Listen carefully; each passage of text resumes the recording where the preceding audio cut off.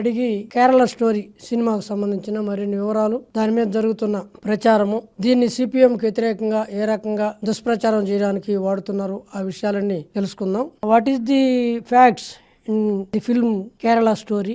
Could you please explain these things?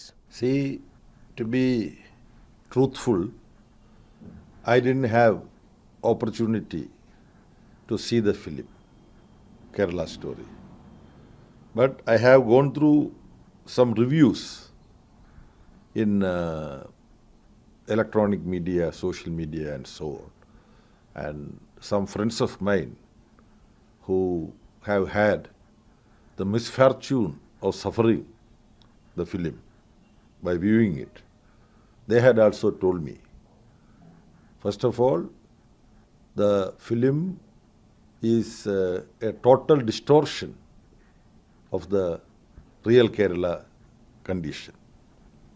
Then this film aesthetically is an atrocity on a film, how it should communicate using cinematic language to people. So both in its content and its form, it is absolutely far away from reality and truth. Another atrocity is the fact that none other than the Prime Minister of our country justified the film, praised the film, that he did when he was campaigning in Karnataka for the state assembly election. Prime Minister of the country supporting a cinema which is built on untruths, a cinema which is aesthetically unacceptable. It is very unfortunate, but it speaks volumes about the character of the Prime Minister, his aesthetic sense or lack of it. Now, the film in its publicity material, which is called teaser, it was claimed that over 32,000 Kerala young women, they were recruited as terrorists belonging to a particular religion. They joined ISIS, Islamic State. So it's very clear there is an Islamophobia being generated by an extremist outfit, RSS, and their many subgroups like Bajrang Dal and Sri Ramasena, whatnot. You know, they keep on changing their names. So it is actually to further the narrow, communally poisonous ideology of RSS that this narrative, which is having no reality to the ground situation in the state of Kerala. In different parts of the country and different parts of the globe, various extremist organizations try to recruit in the name of religion, wrongly. And we know extremists have been recruited in Karnataka to assassinate Dr. Kalburgi. A very outstanding journalist, Gauri Langesh, was also murdered. That was a terrorist act. In Maharashtra, Dabolkar, a physician and a renowned rationalist, he was assassinated by a group of terrorists. Are they recruited from Kerala? Are they Islamic terrorists? The biggest terrorist act in the country after independence was assassination of Mahatma Gandhi. Was that not a terrorist act? Yes. That terrorist was recruited in Kerala? No. One organization was banned in India by Pandit Nehru and Sardar Patel for the terrorist action of murdering Mahatma Gandhi. Which is that terrorist organization? Its name is Rashtriya Swayamsevak Sangh. This is the reality. Now, if 2 or 3 women misled and join this extremist organization, then you can build a story and say that this is Kerala story. Then I was reading about this. a very informed journalist relates. In Belgium, few people are recruited into this. So there can be a Belgium story saying that massive number of people are recruited to extremism in Belgium, in France, from England, different parts of the world, such things happen. And we read about a misguided extremist killing 8 or 9 people in an institution in America. So that we can have an America story about this. So these people are, I don't know, they are mad. But there is a systematic nature in their madness. They have a political ideology to further. Now, since they have come out with this Kerala story, I would like to cite 2 aspects of Kerala with regard to communal harmony. It is well known from Andhra Pradesh also, lots of people go to Sabarimala, one of the biggest pilgrim centers. You have Tirupati here. Yes. So Sabarimala is also an equally famous, if not more. What is the speciality of Sabarimala? Before any bhakta, any devotee go to Ayyappa, the main sanctum sanctorum, it is customary that this bhakta should first go to Vavar Swami, the dearest friend of Swami Ayyappa. This Vavar Swami is a Muslim. This is the beautiful tradition of Kerala. Then a very renowned cartoonist in India today, E.P. Unni, he is from Kerala. He draws, he is the chief cartoonist, New Indian Express of Delhi. It is published from Delhi. He has a pocket cartoon also, every day. If you look at Delhi Indian Express, it's business as usual. It's very interesting. Many people watch it. He depicted different phases of the society, the nature, the topography, the culture, and various aspects of Kerala. So the capital of Kerala is Trivandrum, Thiruvananthapuram, the original name. There in Palayam, Palayam means cantonment. Still it is known as Palayam. You would find a sky embracing building. It's a Christian church. Just close to it, you find a masjid, a Islamic place of worship. Very close to it, you find a Hindu temple. These 3 places of worship stand putting its hand on the shoulder of the other. You can see it. This is what the cartoonist has depicted. Now that is being circulated. Lakhs of people forward it after this controversy over Kerala story. So he put it, this is the Kerala story.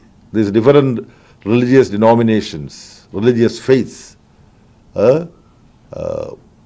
standing on the shoulder of the other. This is Kerala story. I would add to this with a factual improvement. What is that? In the midst of these 3 temples, places of worship, you have a martyrs column. This is to pay homage to freedom fighters of India.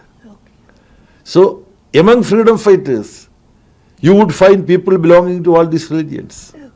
And also there are many communists who participated in the freedom struggle. So they respect, communists respect every religion, but they don't follow any particular religion. So not only people with religious belief we have in our country, there are people with having respect to every religion, but not strictly or narrowly practicing a particular religion. Then next to that martyrs column, there is a huge playground. This also is symbolic.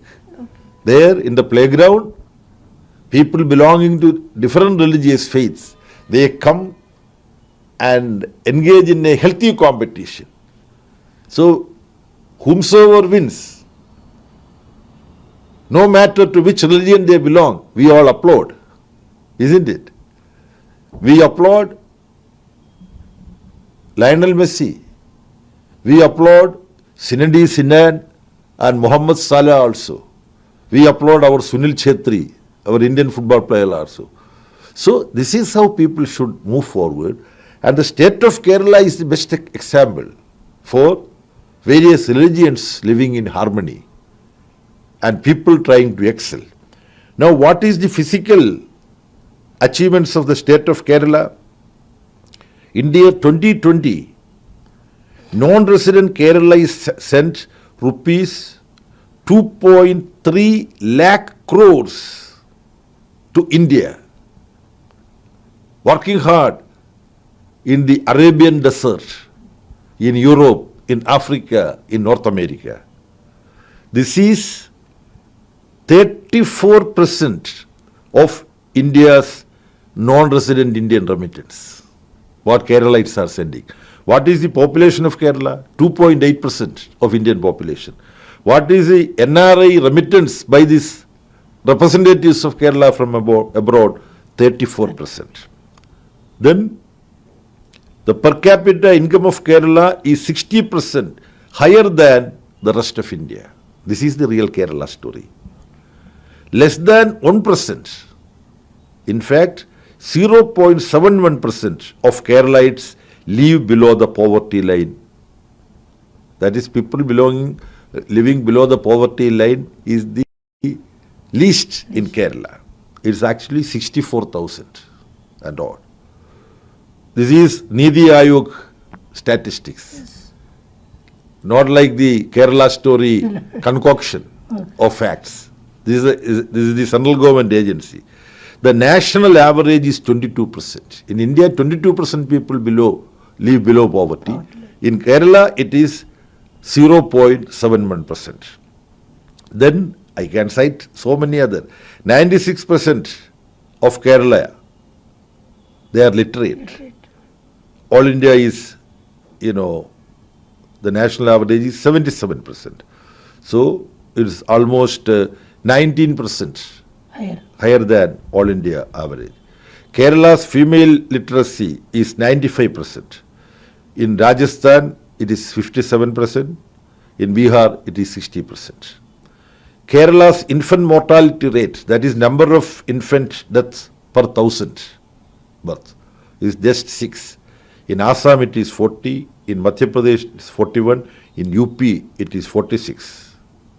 Then maternal mortality rate, mothers dying at the time of delivery, it is 2. In UP, it is 17. I don't want to bore you with dishing out these figures more.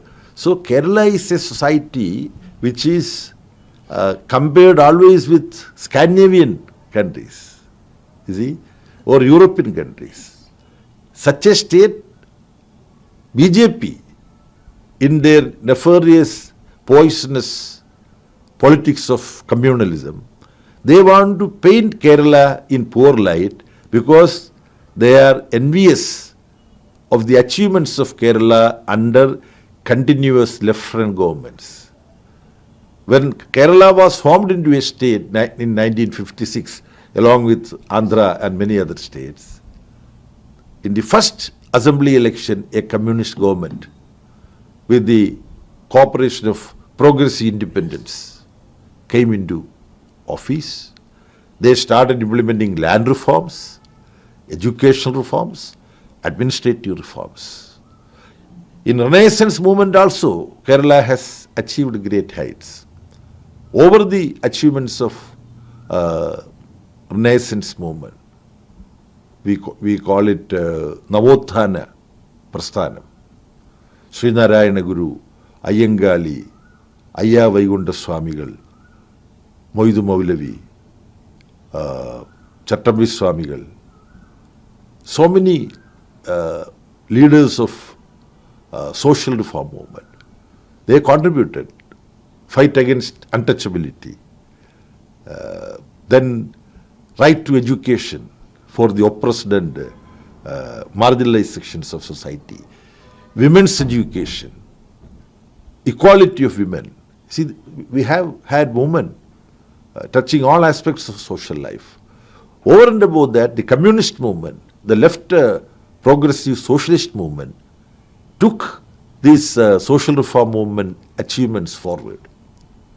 Therefore, now if you calculate different times when left progressive governments were there in Kerala, it is more than 3 decades in different intervals. Now there is a continuous left-wing government.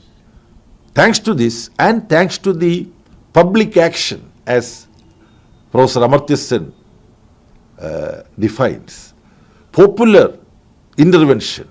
There also the communist and working class movement, peasant movement, youth movement, they have their contribution.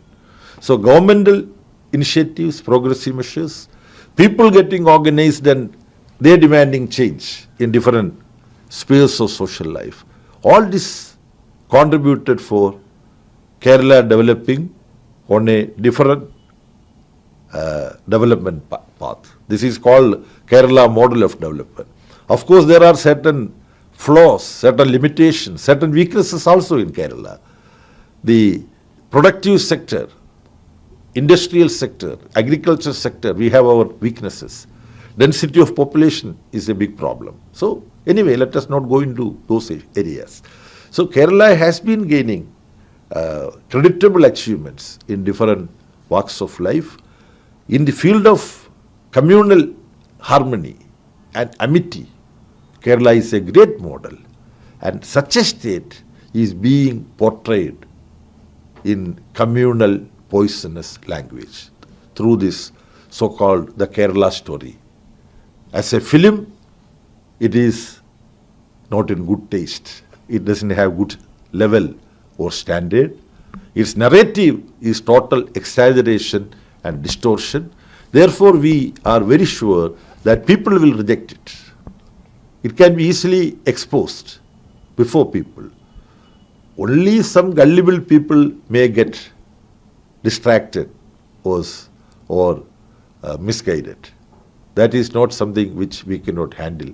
We would be able to explain to them and they will also be convinced. This is what I hope. ఇప్పుడు కేరళ స్టోరీకి సంబంధించి baby గారు cinema చూడకపోయినప్పటికీ దాంతో ఉన్న ప్రచారంలో ఉన్న అంశాలకు సంబంధించి సోషల్ మీడియాలో జరుగుతున్న విషయాలు వాటన్నిటిని కూడా సమగ్రంగా పరిశీలించి దాంతో వాస్తవాలు లేవు, దీన్ని ప్రధానమంత్రి స్థాయిలో ఉన్న మోడీ గారు కర్ణాటక ఎలక్షన్లో వాడుకోవడం చాలా దురదృష్టకరము, చాలా అన్యాయము, ఇటువంటి దానికి ఆయన ఒక మంచి సినిమా అని చెప్పి దానికి కితాబ్ ఇవ్వడం కూడా సరైనది కాదని చెప్పేసి బేబీ గారు అభిప్రాయపడుతున్నారు. దేశంలో ఈరోజు అనేక ప్రాంతాల్లో ఉగ్రవాద చర్యలు జరుగుతున్నాయి. మహాత్మా గాంధీని హత్య చేసిన సంస్థని నెహ్రూ గారు అదే వల్లభాయ్ పటేల్ గారు రద్దు చేశారు. దాన్ని మనం ఆర్ఎస్ఎస్ అని చెప్తున్నాం. అదేమన్నా కేరళ నుంచి ప్రమోట్ చేయబడిందా అని చెప్పేసి ఆయన ప్రశ్నించారు. అదే రకంగా కర్ణాటకలో గౌరీ లంకేషు, అదేవిధంగానే అక్కడ రచయితలుగా ఉన్న వాళ్ళని హత్య చేసింది కొంతమంది ఉగ్రవాదులు. ఆ ఉగ్రవాదులు చేసిన పన్సారిని ఇటువంటి వాళ్ళందరినీ కూడా చేశారు. వాళ్ళని ఎక్కడి నుంచి వాళ్ళు రిక్రూట్ అయ్యారు అందరికీ తెలిసిన విషయమే. అటువంటి సంస్థలు ఈరోజు ఇటువంటి విచ్ఛిన్నాలు చేయడానికి ఈరోజు మహారాష్ట్రలో దబోల్కర్ని హత్య చేశారు. ఇటువంటి వాళ్ళందరి మీద దాడి చేస్తున్న సంస్థలన్నింటినీ ఎవరు రిక్రూట్ చేస్తున్నారు, ఎవరు ప్రోత్సహిస్తున్నారు ఆ దేశానికంతా కూడా తెలుసు. కొన్ని రాష్ట్రాల్లో, కొన్ని దేశాల్లో కొంతమంది ఉగ్రవాద చర్యలు పాల్పడినంత మాత్రాన అక్కడ ఇవన్నీ రిక్రూట్ అవుతున్నాయని చెప్పేసి భావించడం అనేది ఎంతవరకు సమంజసం అని చెప్పేసి ఆయన ప్రశ్నించారు. ఈరోజు కేరళ వాస్తవ చరిత్రని, వాస్తవ విషయాల్ని గుర్తించాల్సిన అవసరం ఉంది. మత సామరస్యానికి ఒక ప్రతీకగా అభివృద్ధి చెందుతున్న కేరళలో, కేరళ రాజధాని త్రివేంద్రం పట్టణంలో ఒక పెద్ద ఆకాశాన్ని అంటే చర్చి ఉంది. ఆ చర్చి పక్కనే అంతే స్థాయిలో ఉన్న మసీదు ఉంది, దాని పక్కనే హిందూ దేవాలయం ఉంది. ఈ మూడింటిని ఆనుకొని మన స్వతంత్ర పోరాట యోధుల స్తూపం అనేది ఒక పెద్దగా ఉంది. ఇక్కడికి అన్ని మతాలకు సంబంధించిన వాళ్ళు త్యాగం చేశారు స్వతంత్ర పోరాటంలో. దీని పక్కనే ఒక పెద్ద ప్లే గ్రౌండ్ ఉంది. ఆ ప్లే గ్రౌండ్లో ఏ మతం క్రీడాకారులు ఆడినా మనం అభినందిస్తాం. అది ముస్లిం కావచ్చు, హిందూ కావచ్చు, ఎవరైనా కావచ్చు. మనం ఈ రకంగా చూస్తే కేరళ ప్రత్యేకత మనకు కనబడుతుంది. ఈరోజు మనం అయ్యప్పని తిరుమల తర్వాత గొప్ప దేవుడిగా మనం కొలుస్తాము. అయ్యప్పని మనం దర్శనం చేసుకునే ముందు ప్రతి భక్తుడు ముస్లిం దేవుడిని చూసిన తర్వాత ఆయన్ని మొక్కిన తర్వాత అయ్యప్పని సందర్శిస్తారు. ఇంత గొప్ప సంస్కృతి కేరళకి మనకి కనిపిస్తూ ఉంటుంది.